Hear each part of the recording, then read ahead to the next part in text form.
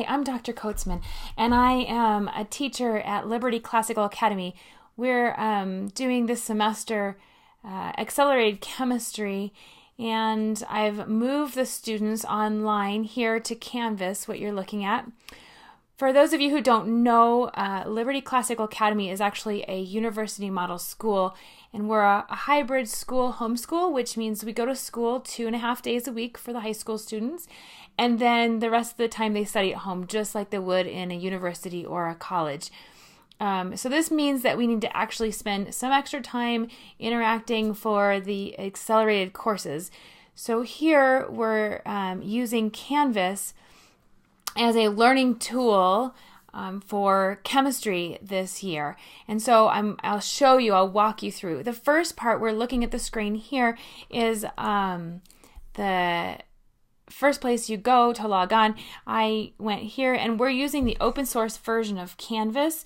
This is a learning management system that's actually used at many colleges. This and Blackboard are probably the two most popular learning management systems. So the high school students are also getting exposed and getting used to working and learning on a system like this, and they'll be ready for college. So here I logged in as a teacher. My students, the first day I invited them, and they logged in as a student. And if you're a parent, then you would sign in here. You need your students' information to be able to get onto their account and follow them. But then you're an observer. You can see everything we're doing in the class. You can see their grades real time as I enter them, and all that information.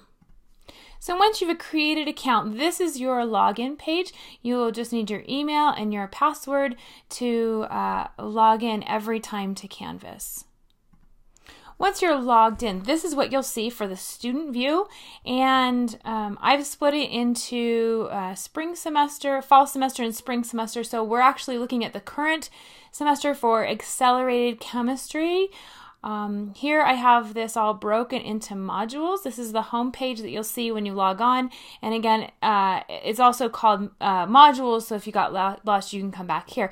In each of these modules, I give an assignment to do something or watch, and then we have discussions with the discussion boards. And I will show you how this works. You also, as a student, will see all of your assignments that are due over here in the to-do section.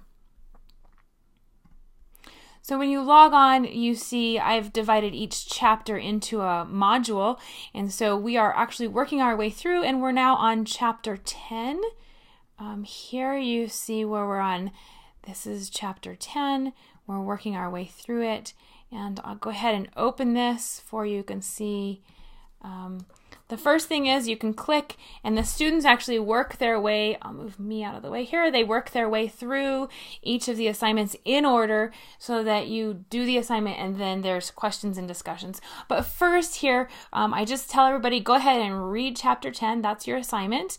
And then the next part, after we've read the chapter, I have a discussion board, and this I put up this is specific to this class, but basically the students like to discuss things with each other, and this is an open forum. I don't have any formal assignment, and it's a threaded discussion, so if they wanted to ask a question, how do I calculate enthalpy?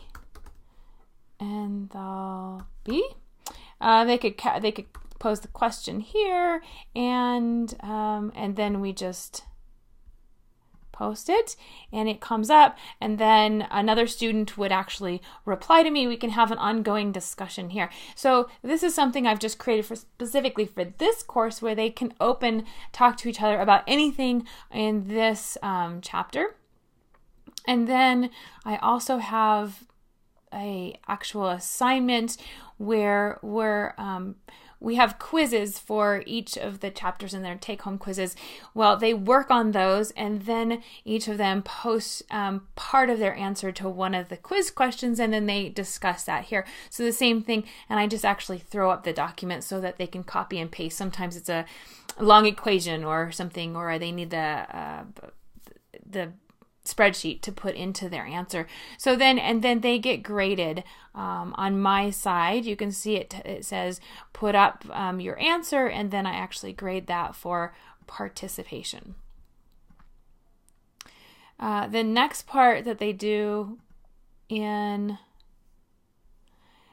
this is just a grade. I say that here. This is because I grade everything in Canvas. Sometimes I just need a placeholder because this is a hybrid course. If it's fully online, everything would be here. But then there are points where I just make a notation or a placeholder that if you were had this quiz, this is a reading quiz in class, so it's a placeholder, and reminding them to show up to class and do their quizzes because this is where the grade will be.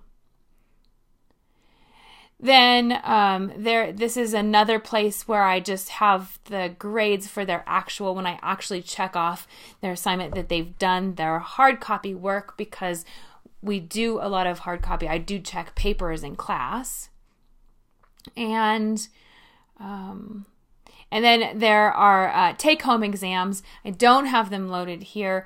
There's a lot of calculations in this class. The students are still getting used to working online in a hybrid and blended environment where we're in the classroom together part of the time and online. And so I let them do their assignments here, and then I add the grade. But if students were, say, out sick or on some other trip, or something happened, I always have the copy here for them to download the exam. They can fill it out and they can re-upload it here. And let's see, it says, so you can see here there's a file upload, and they can actually, some of the students, I have it open so that the students can submit files in, I think they can submit in a Word format, the Google Word, the Google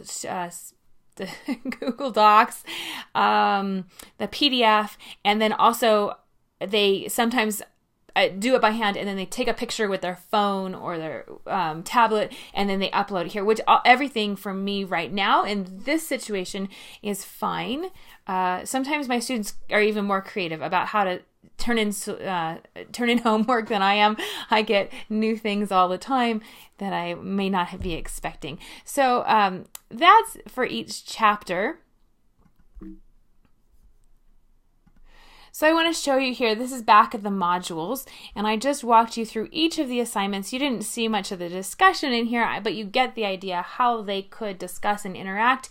And then frequently what I do, here you'll see there's watch, acids, and bases for chapter 8. So I can also put assignments in here for them to watch videos or YouTube videos. I have, if there's information that's great from somebody else, I can post anybody's video. I can create and post my own videos, and those are here for the students to watch within the course as it relates to that chapter.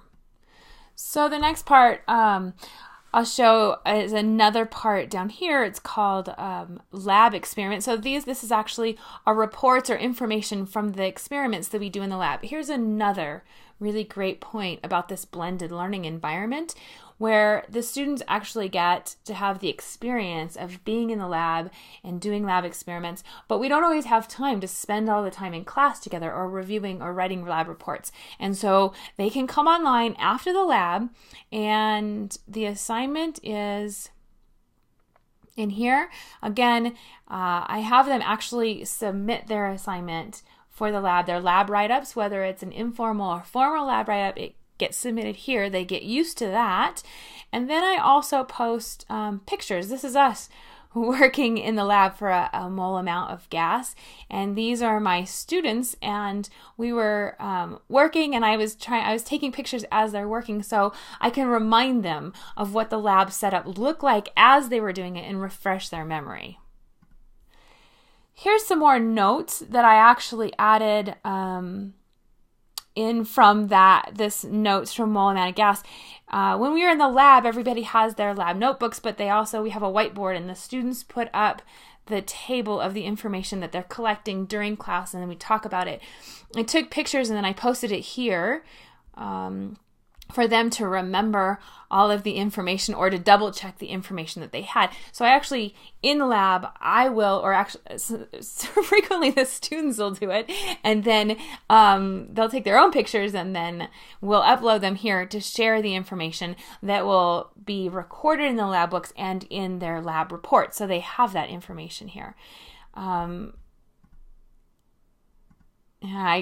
So each of these is, you can see I can move through. This is experiment 11, and this was again another experiment where they're submitting or handing in the assignment here. And we had a couple of questions in lab. This is, move me a little bit. We had a couple of questions when we got together. The students weren't really clear how standard deviation and some of the statistical analysis was presented in the lab, and we went over it, but they needed a little time to reflect and absorb the information. So I went ahead and put some more notes in here related to that experiment in their write-up. And then they come in here, they just click my video. It's like 10 minutes long, and I go over exactly the information that they need in standard deviation, a little background that helps them. So that's where you can see that we're back here at home, and these are the modules. From modules, you can go into your own grades for you as a student or as a parent, and your grade will look like this. I'm on the test student, so because I would have the teacher's side, I'm just showing you what it looks like, and then, so there actually isn't any scores, but you would see so chapter 7, the participation, that discussion that I showed you where we're having a threaded discussion, talking back and forth, that was due on January 19th. And if I had done that as a student and then me as a teacher had put the information, the score in, you would have that here and you would know that it was submitted. Now, if you went down here and you as a student or a parent would note that this was due. For example, I didn't participate in that and get a score for it, and it was due way back in January. There's a blank here. Or if I've gone through, you would actually have a 0 because it would show 0 here. So if you're missing that assignment and I haven't graded it, it says a dash or a blank. If you miss the assignment, it was due, it's overdue, I'll have a 0 if I already graded everything. So you can see that. Now I'm going to move my head here out of the way, and over here is where you see your assignments weighted by group. And I have I've designed this. Every assignment is worth 100 points, and that's basically to make it easy to calculate, because then Canvas itself calculates, it weights every assignment. So the lab reports all together here are 25%. Participation for our class is 25%. That's both in class and online, getting online and taking advantage of online information discussions, the quizzes, reading quizzes and take-home quizzes, and then the exams, and all that adds up to 100%. So you would be looking here at the grade that you have. So we're back here now at the home page, and I hope that this gives you an idea of how that we're using Canvas as a learning tool in an accelerated class in a hybrid environment where we're both in the classroom taking advantage of time face-to-face and seat time and time in the lab, and then also at home, working at home online. This gives us some extra time to interact and ask questions for this class. So I hope this gives you an idea of this tool. There's other tools to be used, and Canvas is not the only learning management system. I just moved them on here to make it easier. And if you have any questions, you can add comments or check out some of the links below to see more information about our school.